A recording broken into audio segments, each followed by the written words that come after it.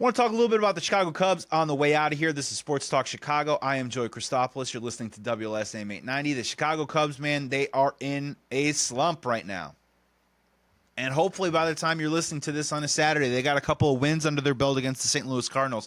But it has been rough for the Cubs offense recently. After doing really nothing at the deadline, fringe moves, marginal adds, incremental gains, to use some of Jed's words, they were really banking on this offense to carry them. And unfortunately, this offense is in complete shambles right now.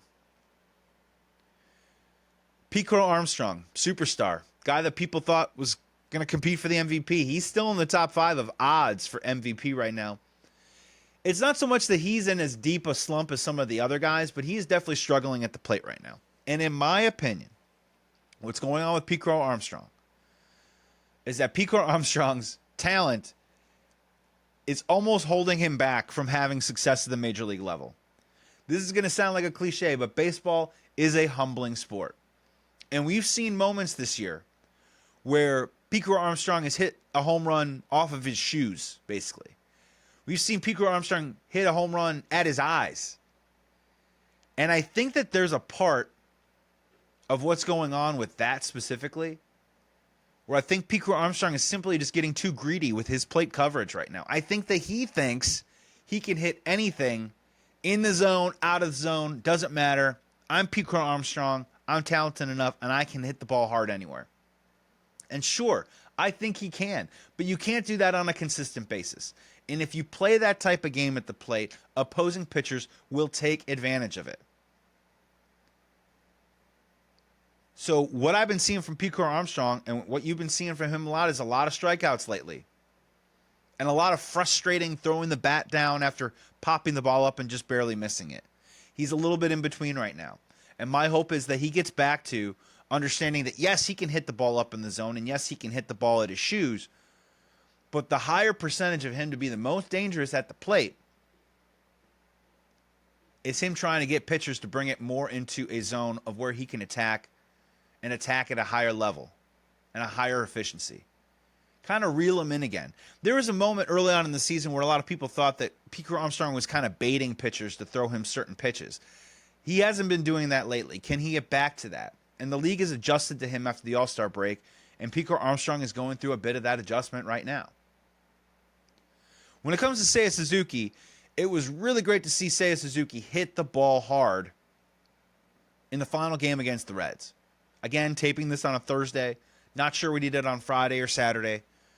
But Seiya Suzuki had been in a really deep slump. And he's another guy who sometimes in the middle of a bat's pitch sequences seems like he doesn't know what he's doing or what he's looking at.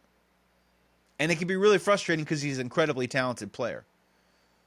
But to see Seiya Suzuki start to hit the ball hard again, get back on timing, gives me hope that the Chicago Cubs can possibly break out of this slump and break out of it offensively. The final one is Kyle Tucker. We talked a lot about Kyle Tucker on this show. I can't tell right now if Kyle Tucker is hurt, banged up. If I had to take a guess, I think Kyle Tucker is just in a really bad headspace right now in terms of process at the plate. Which is funny because he is a guy who is known for getting on base. He's a guy who's known for controlling the zone. He is the steady Eddie veteran in this lineup. And right now, he's just not seeing it very well. And like any player, he's not going to show it on his face with emotion, but I'm sure inside it's probably tearing him up and driving him nuts. And sometimes when you're in a slump, you just say to yourself, all right, enough is enough. Today's the day that I break out of it. But it isn't as easy as that. Sometimes it is a process you have to work out of.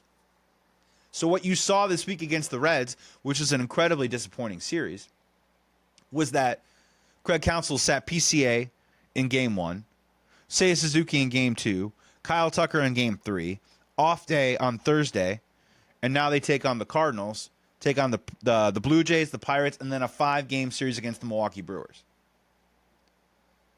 I don't know what to tell you when it comes to the Milwaukee Brewers anymore. I don't know what they're putting in the water. There's something like 43-9 over their last stretch. Forgive me, that number I'm sure has changed because games will have been played by the time you hear this on a Saturday night. And a lot of people are saying, well, they got to lose sometime. They got to come back to earth. What they're doing is historical. It's not sustainable. I said that about a week ago, and they keep winning.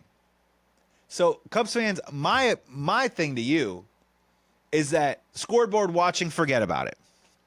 Don't worry about it. Just control on what the Cubs are doing right now over this next week. This is an important week of baseball. Can they trim a couple of games, get closer to Milwaukee? I hope so.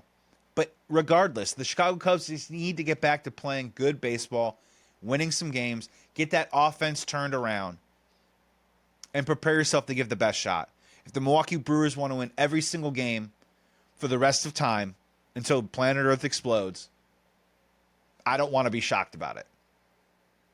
When they come back to Earth a little bit and we can take advantage, that'd be great, but the Chicago Cubs have to put themselves in that position themselves first. The good news is the starting rotation has looked fantastic. They've had a really nice last turn of the rotation, and they do have some reinforcements coming. Guys like Jamison Tyone, guys like Javier Assad.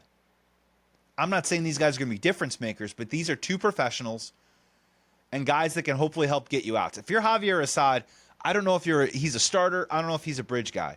But I do believe that he could be a guy possibly that can get you 9 outs in the middle of an important game. Jamison Tyone coming back from a calf strain really worries me. Can he get that kind of push off to get his fastball up to where he needs it to be? I'm a little skeptical, but at the same time, I think he can help you. Maybe not help you the way he's been helping you all season by going deep into games, 7 innings at a time. But more depth is coming for a rotation that's already pitching well. Matthew Boyd's been fantastic all season long. Shota Imanaga, in my opinion, appears to have turned the corner, is back to the Shota Imanaga of last year. And Cade Horton right now is vying to be the Rookie of the Year. He's got a scoreless streak that's over 23 innings right now.